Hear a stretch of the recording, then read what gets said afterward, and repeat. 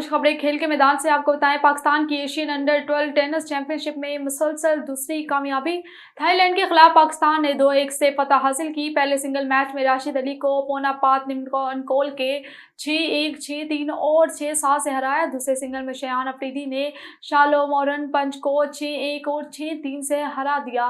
Tennis doubles में पाकिस्तानी जोड़ी ने थाई जोड़ी को 6-4 और 6-3 से शिकस्त दी। इससे कबल पहले मैच में पाकिस्तान ने सऊदी अरब को हराया था। दोनों मैचेस जीत कर पाकिस्तान ने नॉकआउट राउंड में जगह पक्की कर ली है।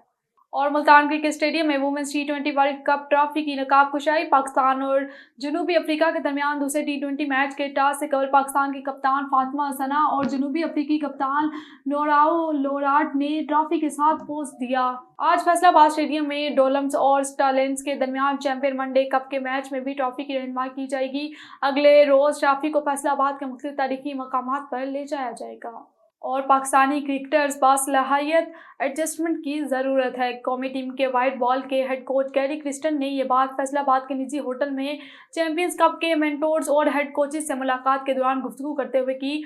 गैरी क्रिस्टन ने मेंटोर्स और हेड कोचेस के साथ चैंपियंस कप के मुख्तलिफ पहलुओं पर तबादला ख्याल किया, जिसमें मुल्क के सफ़े अव्वल के क्रिकेटर्स हिस्सा ले रहे हैं। गैरी क्रिस्टन ने तामुन मामलात के तबादले और एक दूसरे के तजुर्बात से सीखने की अहमियत पर जोर दिया।